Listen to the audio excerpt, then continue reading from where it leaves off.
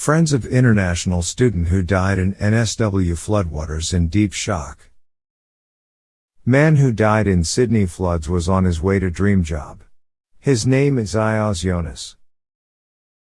He belongs to Ahmadiyya community and was migrated from Karachi, and best Pakistan. Friend of an international student who died in floodwaters northwest of Sydney says he was really excited to be starting a new job as a truck driver when he left for work that morning. The body of Ayaz Younus, 25, was found in his car in Glenorie yesterday afternoon on Cattai Ridge Road, which was submerged in water from this week's weather disaster. Police say Mr Younus rang 000 yesterday at around 6:30 am and the operator maintained contact with him until 7:04 am. The crew sent to the scene was unable to find the car when they arrived. Mr Younus, who was from Karachi in southern Pakistan, was on his way to his first day in a new job at a large multinational company yesterday. He has no family here in Australia and his body is being prepared to be flown to Pakistan. His roommate Imran Ahmad had known Mr Younus for about 18 months and told the ABC he was shocked his best friend would not be coming home. "It was hard to believe that a guy who met you in the morning, and after a few hours someone tells you that he's dead," he said. Mr Ahmad said Mr Younus, a software engineer graduate, had just completed his training for the job as a truck driver and yesterday was his first official day on the job. He was really excited, he said. Finally I got my job." Mr Ahmad remembered his friends as humble, hardworking, and caring. He said his legs began to shake and he had trouble standing when he heard police had found his friend's rental car yesterday afternoon. "I don't want to go back to the house because there are so many memories and that hurts."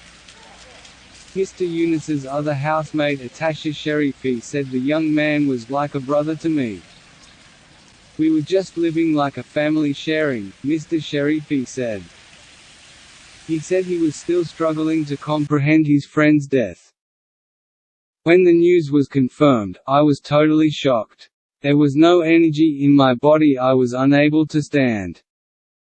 Deputy Commissioner Gary Warboy said the death was dreadful, and the response times of emergency services would be investigated by the coroner.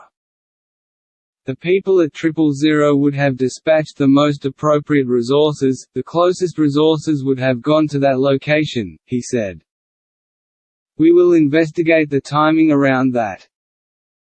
Deputy Commissioner Warboy said the road was closed at the time of the accident but the visibility of signs and gates would also be examined in a coronial inquiry. "My understanding was that there were barriers there, some of them were underwater, some were out of the water, the sun also wasn't fully up. The possibility that the car's electrical system failed will also be investigated." All week water has enveloped areas northwest of Sydney that surround the Hawkesbury-Nepean River and major flooding continues. The suburb of Richmond, just west of Glenorie, is still isolated by floodwaters and evacuation orders remain in place for thousands of nearby residents. Further down the river, Warragamba Dam, which supplies most of Sydney's water, has been spilling over since Saturday. This morning New South Wales Premier Gladys Berejiklian said she would welcome all future recommendations about how to manage the dam in light of the flood disaster. Ms Berejiklian said anything a coronial inquest into Mr Younus's death found would be considered by her government as they plan for a future of more extreme, more frequent weather events. The man who died in floodwaters in Sydney's northwest while on the way to his first day in his dream job as a truck driver has been identified as Ayaz Younus. Mr Younus, from Pakistan, called for help at 6:20 am to say his vehicle, a new Toyota Camry hire car, was sinking on Cattai Ridge Road in Glenorie. Police said he stayed on the phone to the 000 operator for 44 minutes until contact was lost.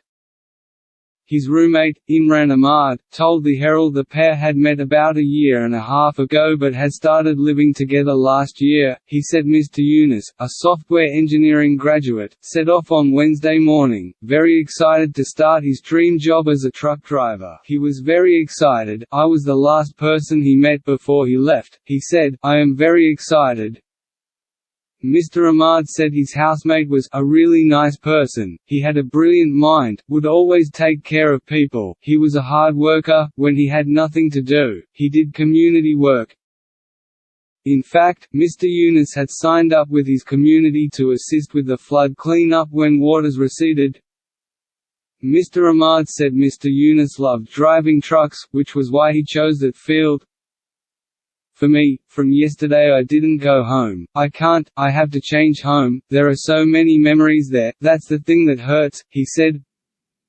Muhammad Ashraf, the Consul General of Pakistan in Sydney, said the consulate is providing support and assistance to the family and confirmed they are working to have the body repatriated at the earliest.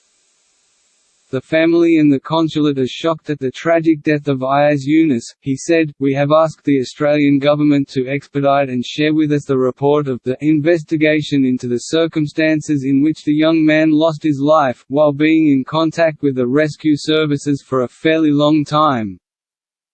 Pakistan Association Australia President Farhat Jaffrey wrote on Facebook, I have spoken to the father of Ayaz Younus. He had two elder brothers and one younger sister.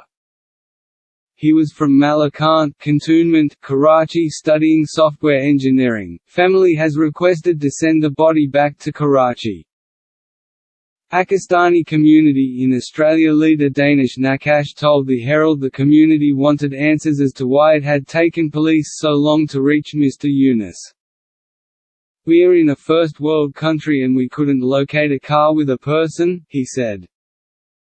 That is a big question mark for us. What went wrong?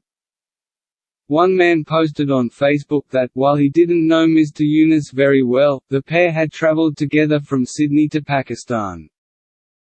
We used to follow each other's stories on WhatsApp. He was a very entertaining and full of life kind of a person, the man wrote. All I can say with having no words at all after hearing this news, is that it's made me real sad. I'm sure you're at your best place, buddy. Detective Inspector Chris Laird said, the 000 operator did continue to maintain contact with the 25-year-old male as he was in the car. However, at 7:04 a.m., it believed contact was lost with the male. Police arrived on the scene shortly after and were unable to find the car. Police divers found Mr. Younus's body inside the car, about 6 meters underwater and 30 meters from the road.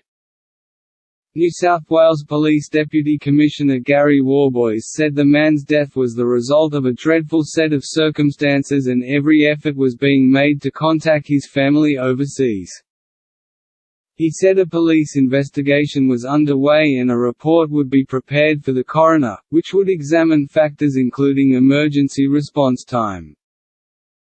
Mr. Warboys added he had been told road barriers were up in the area, some of which were underwater at the time of the incident. This is a graphic and tragic reminder of the dangers across our roads as this crisis unfolds, he said. Minister for Police David Elliott is expected to visit the Marsden Park Mosque next week to speak to the community.